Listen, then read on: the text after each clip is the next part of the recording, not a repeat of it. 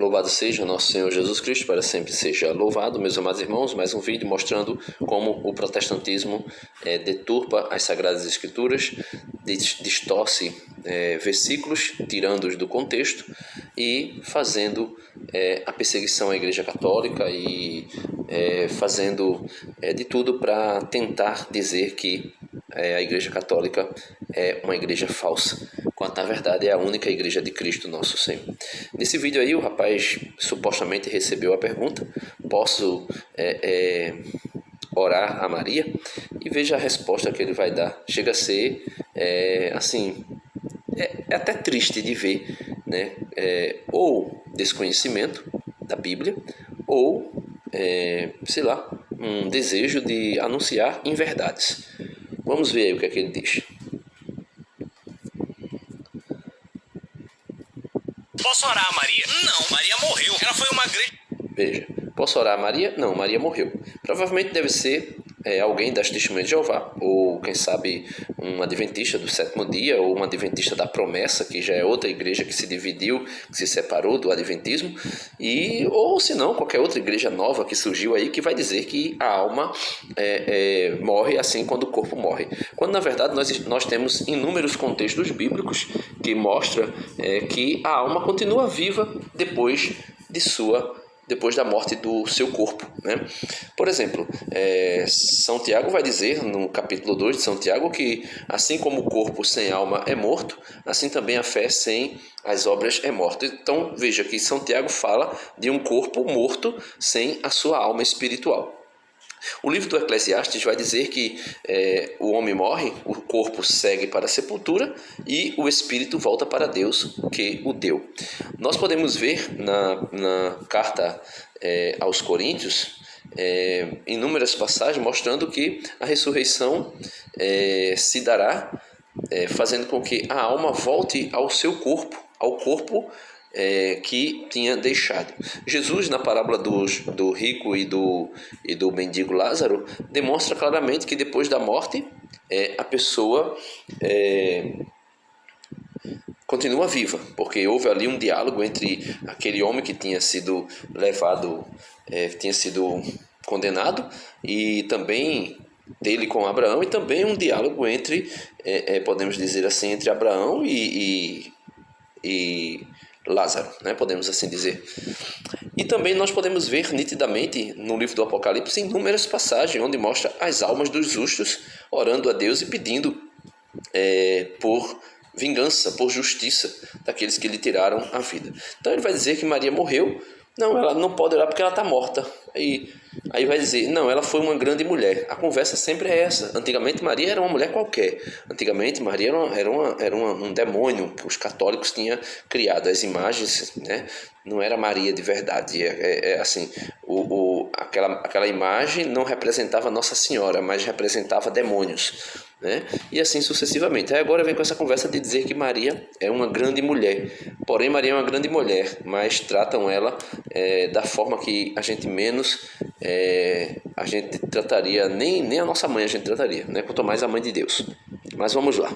Mulher, sem dúvida, única, escolhida por Deus para cuidar do seu filho, mas morreu. Você não precisa de Maria para chegar até Deus. Você não precisa de Maria para chegar até Deus. Tudo bem, aí a gente concorda que nós não precisamos de Maria para chegar até Deus, porque Jesus Cristo é o único que intercede junto do Pai por nós. Porém, Jesus Cristo quis que os santos, né, as pessoas, pudessem interceder junto a Ele, a Jesus, o Filho de Deus, né? Ele vai usar aquela passagem de São João, capítulo 14, versículo 6. Eu sou o caminho, a verdade e a vida, ninguém vai ao Pai senão por mim. Mas quando nós falamos de intercessão dos católicos, dos santos católicos, nós falamos de intercessão junto a Jesus Cristo, né? Então assim, são coisas terríveis. Por exemplo, quando nós rezamos um pelos outros, né? Senhor, não sou digno que tu chegue em minha morada, mas dizer uma só palavra, meu servo ficará curado. Jesus Cristo, filho de Davi, tem compaixão de mim. Tantas e tantas passagens que vai mostrar, né? A carta de São Paulo a Timóteo, primeiro capítulo 2, verso 1, vai dizer lá, São Paulo vai dizer que nós devemos orar um pelos outros e também devemos orar pelas autoridades que governam o país, porque isso é bom para que nós possamos viver em paz. Então, se a oração, só Jesus poderia orar por nós, interceder por nós, né? Claro que junto ao Pai só Ele, mas se só Jesus pudesse orar e interceder por nós, então por que Paulo mandaria nós rezarmos um pelos outros? Por que Paulo mandaria rezar pelas autoridades? Né? Então, assim, são deturpações, né, da Bíblia, deturpações, com certeza.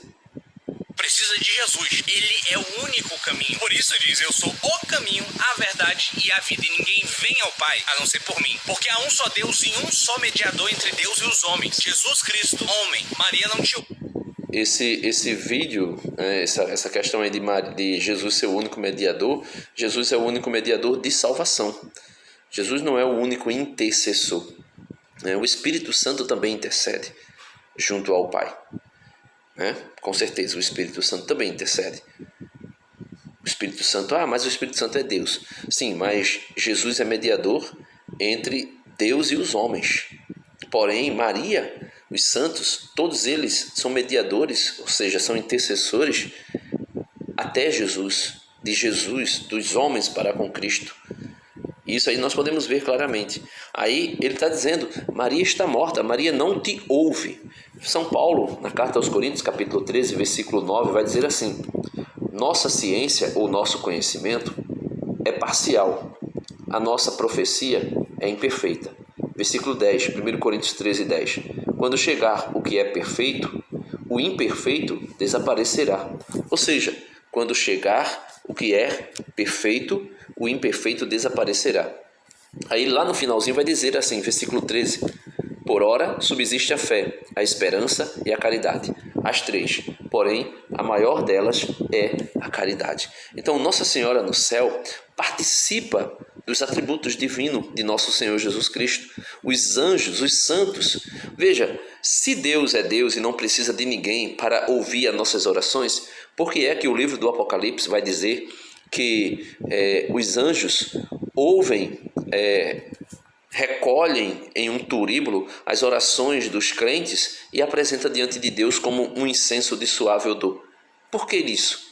Se Deus, somente Ele ouve as nossas orações e só isso basta, né? Então por que os anjos iriam fazer essa mediação? Recolher as orações dos crentes, dos cristãos e apresentar diante de Deus. Por que iria fazer isso?